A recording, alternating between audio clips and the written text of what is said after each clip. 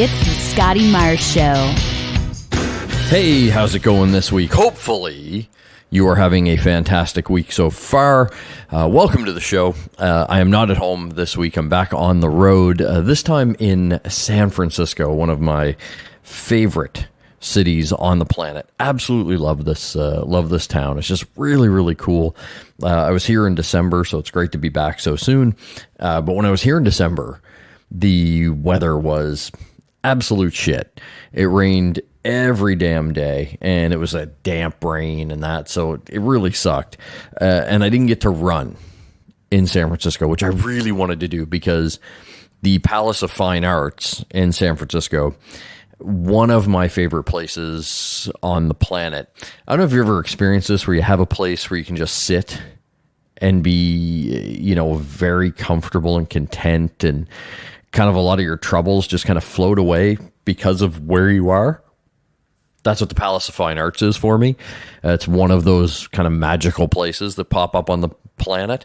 And so today I got to go and run. And, I've been lucky. I've got to run in some really cool places like Disney World and things like that. Today may have been the most beautiful run that I've ever been on. Just the scenery around me the whole time was amazing. Like I say, started at the Palace of Fine Arts, ran down, went down to what they call Chrissy Field, which goes all the way up basically to the base of the Golden Gate Bridge. And then as I turned around, I'm looking out in the bay, I can just see Alcatraz as I'm going. And then I turn a corner and there's basically downtown San Francisco off in the distance. Just absolutely stunning. There are some pictures up on the Scotty Myers Show Facebook page and the Scotty Myers Show on Instagram if you want to check them out. I tried to snap a couple. I also hate slowing down for anything when I run, so it was one of those things where it was like, I grabbed the quick picture as best as I could, but very cool. So go and check that out. I was also glad that I could run today, because for probably the last week and a half, I've been having kind of these bouts of dizziness, and it's nothing major, I don't believe. And I've talked to a few people, and they're like, no, it doesn't sound like anything major. And a few people that know what they're talking about, but it would just come on. Yeah, I get kind of lightheaded, get kind of dizzy. So I have a doctor's appointment. What everybody thinks it is some sort of ear infection that's messing up my inner ear a little bit. So I'm hoping that's all it is. I get some drugs, some antibiotics, and clear it up. But I don't know if you've ever had that, where it just kind of comes on out of nowhere, and you're just kind of like, you kind of feel like your eyes are floating a little bit. So I'm hoping for the best. I'll find out next week when I go to the doctor. But I'm hoping it's just an ear infection. Nothing any more serious than that. And of course, there's no way it's as serious as the coronavirus, which continues to be a massive issue worldwide at this point. But I don't know if you're aware of that cruise ship that's been quarantined now for quite some time. Basically, as they try to continue to help the people on board that have confirmed cases and keep people that don't have confirmed cases basically out of the general population. We're trying to contain this thing, and the people on there are getting a little antsy. There was one couple, which I figured it was a cruise ship, so maybe they run out of this now because they've been quarantined for so long, but there was one couple that wanted some wine.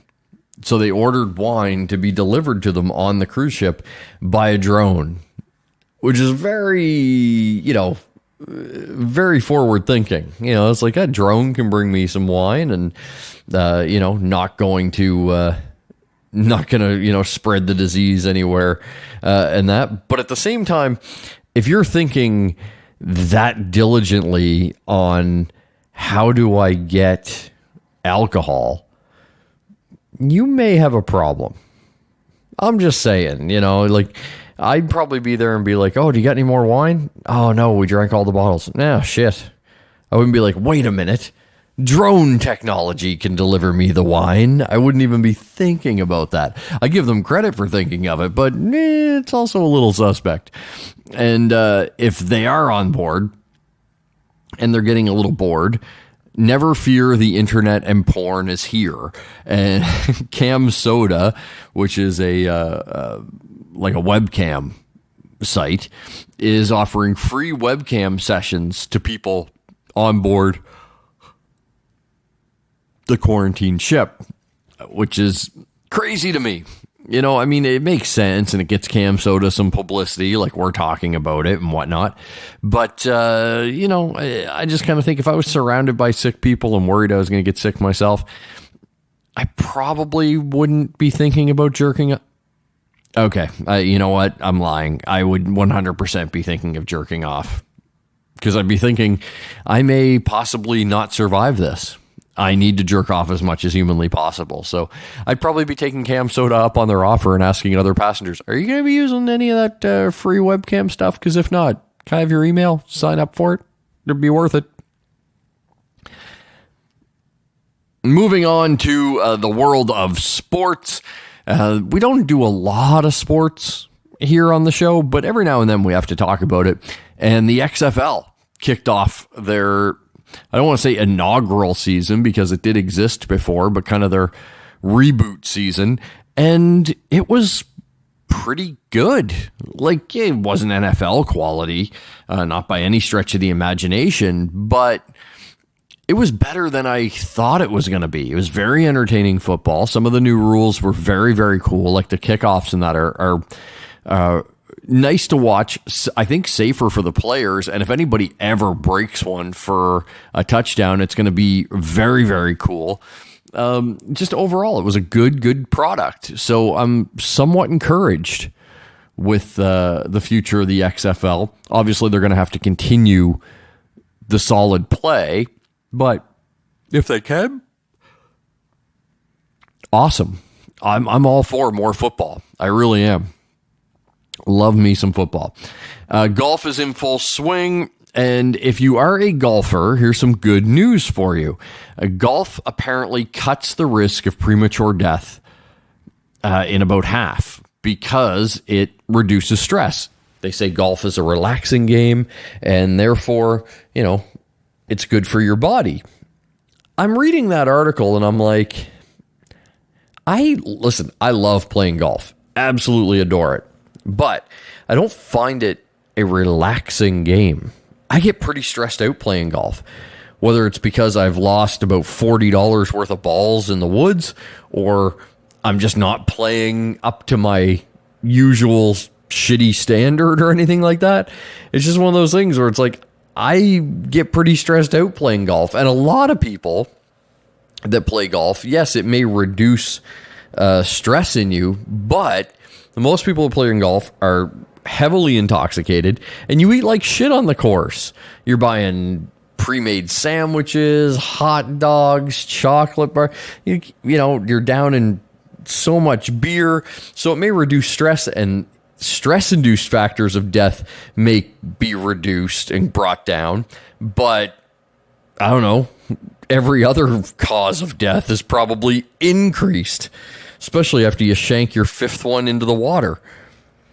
On to our off story of the week, a story that makes you just go, oh, for fuck's sakes, as soon as you read the headline.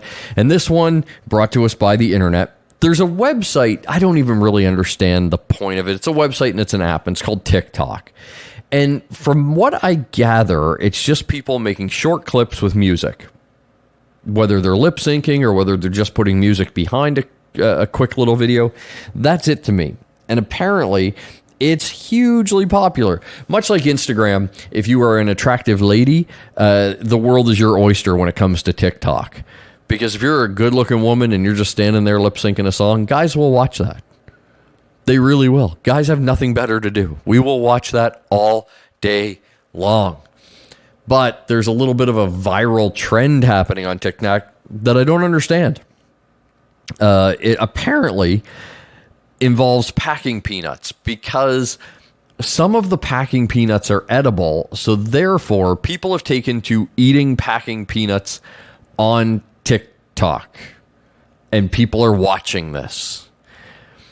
And I don't know which is a bigger statement on the sad, pathetic state of us as humanity.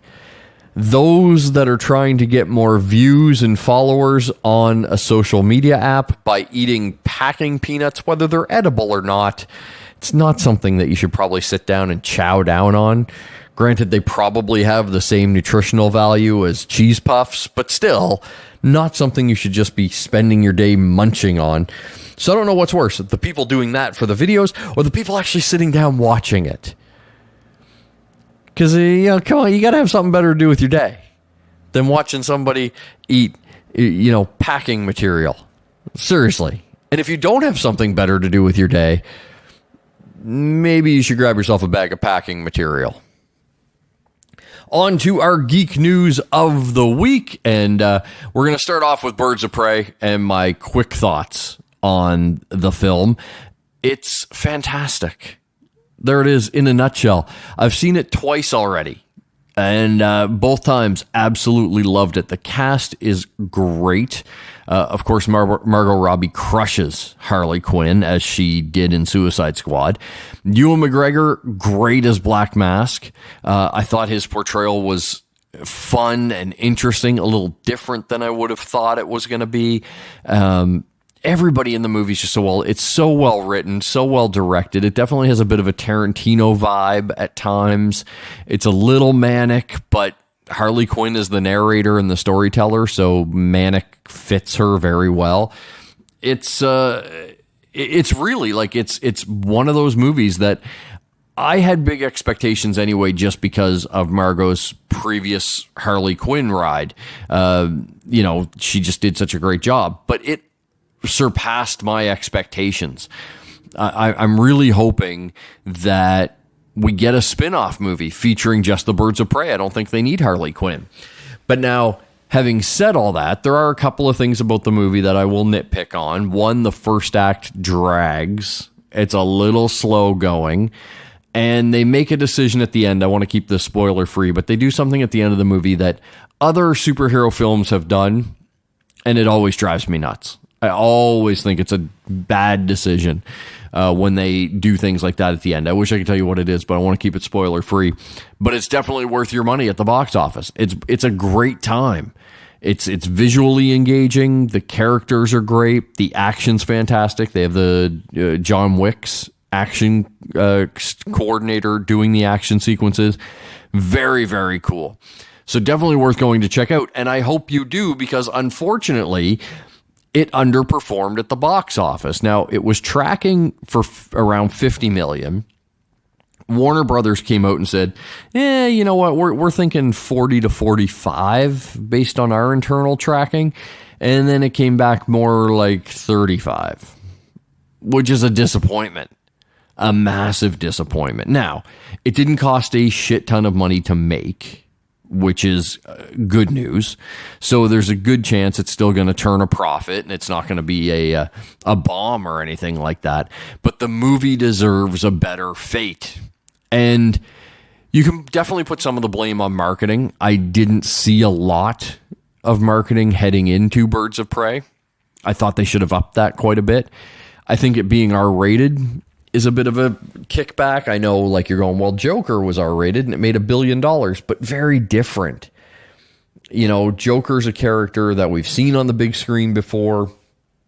That movie was kind of an outlier, and we knew that it was going to be this dark, gritty thing. I think Birds of Prey, and you're making this movie, and it is somewhat of a female empowerment film for sure. And when you make it R-rated, suddenly there's a bunch of young girls that love Harley Quinn that can't go see it. And I think that's a bit of a mistake. As much as I enjoyed it being R-rated, I think that definitely hurt it. And I think the crazy title didn't help. It was Birds of Prey and the, emancipation of the fantabulous Harley Quinn. I always mess it up.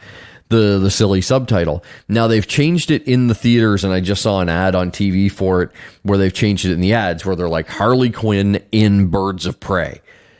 Makes more sense. Harley is your draw here. As much as Black Canary and Huntress and these characters are very cool, and as a comic book fan, I wanted to see them on the big screen, they are not a draw for 90% of the movie going public. They really don't know these characters that well. So to put Harley Quinn front and center, I think is a smart move. Now, it might be too little too late to really turn the box office around in a big, big way, but I'm hoping word of mouth will keep this movie strong. It deserves it. The audience scores are great. It's certified fresh on Rotten Tomatoes, even though I think Rotten Tomatoes is somewhat rotten most of the time. But I'm hoping that it continues to hold steady at the box office because I want to see more. I know we're going to see more of Margot Robbie's Harley Quinn in the upcoming James Gunn Suicide Squad, but I want to see more of the Birds of Prey, Huntress, Black Canary, that type of thing. So if you haven't checked it out, stop being a fool and go see Birds of Prey. Now, I mentioned the Joker, and we had the Oscars over the last weekend, and Joaquin Phoenix won Best Actor, which in my mind was a no-brainer. I remember seeing some people going, oh, geez, I'm kind of surprised he won. And I was like, really? Did you see the fucking movie? The guy was phenomenal. If he hadn't won, it would have been just another nail in the stupidity coffin that is the Oscars. I'll tell you right now, as much as I love movies, I have pretty much given up on the Oscars. They make so many crazy choices. Now, even this year with Best Picture, now I haven't seen Parasite, so I'm not crapping on that. But, 1917 was fantastic. Joker was amazing. Once Upon a Time in Hollywood was great. And I know, picking Best Picture can be tough, and I haven't seen the film that won. But in my head, it's like, if that movie is better than those three films, dear God, but I have a hard time wrapping my head around it being better than those three films. So as much as I love movies, I kind of think the Oscars are a little bit of bullshit. And just a funny story. The movie that made me really get pissy with the Oscars going forward for the rest of my life, American Psycho, the Christian Bale film. And the reason why, and it's an Oscar category that nobody gives a shit about, Best Adapted Screenplay. And I saw American Psycho in the theater, and I instantly went to the bookstore and bought the book because I remember reading an article going, oh, there's no way they could turn this into a movie. And I bought the book, read the book, and yeah, the book is as fucked as the movie is. The book is way more fucked. But having read the book, I was like, man, they did an amazing job with that screenplay because they got all the major beats from the book in the movie, and they even did some really cool things of combining characters. It was so well done, and the fact that it didn't even get nominated, I was like, fuck you, Academy. And it's kind of stuck in my craw ever since. It doesn't take much to make me hold a grudge. Moving on to Marvel stuff and Disney Plus. Of course, Disney Plus is getting a shit ton of Marvel shows, and it looked like there was some production problems for Hawkeye. The plan was for it to start production this year, and then there was a few little problems happening. And it looked like it might slip. Well, the good news is the show is going to begin production a little later on this year, and it actually doesn't look like they're going to be that far behind the schedule that was originally laid out. The original schedule had Hawkeye starting production in August. If all holds steady right now, we are going to see Hawkeye begin production in September. So very, very good news. If you're a fan of Hawkeye and you're looking forward to that Disney Plus show, no major delay there, which is great because they definitely have a plan with all those Disney Plus shows, and it affects the cinematic universe as well. So be curious to see what they do with that one. And this one, borderline geek news, but I just thought it was very cool. Rick Moranis, who is somewhat retired, especially from live action stuff. He's done some voice work, but he basically has stepped away from films because he wanted to help raise his kids, which is noble. He's coming back because they are making a Honey, I Shrunk the Kids sequel. I know they already made a couple, but they're making another one. And they managed to convince Rick Moranis to get his ass off the couch and back in front of the camera. They couldn't do it for the Ghostbusters sequel. Apparently they tried, and he said no. But Honey, I Shrunk the Kids, he's willing to do. So it's going to be just good to see Rick Moranis back on the big screen. Now, if somebody could convince him and Dave Thomas to do a Strange Brew sequel, that would be amazing. We need more Bob and Doug McKenzie in the world. And the last little bit of geek news is just that there's a movie opening up this week that I'm very excited for, and that's Sonic the Hedgehog. I've always been a huge Sonic fan. Early reports are saying that it should be number one at the box office. It's a kid's movie. They're pretty much licenses to print money. But maybe this will actually be the good video game adaptation. They're few and far between, so I don't want to cross my fingers because I feel like they'd never get uncrossed because it may go south. But you got Jim Carrey, you got a cool looking Sonic after they fixed him. I'm anxious to see Sonic the Hedgehog on the big screen. And that will pretty much do it for this week. Thanks for checking us out. Thanks for sharing the show. I continue to see that popping up all the time. New countries popping up on the map, which is really, really cool. Don't forget to follow us, The Scotty Mars Show, on Facebook and Instagram, at Scotty Mars on Twitter. And until we chat again, have a great week.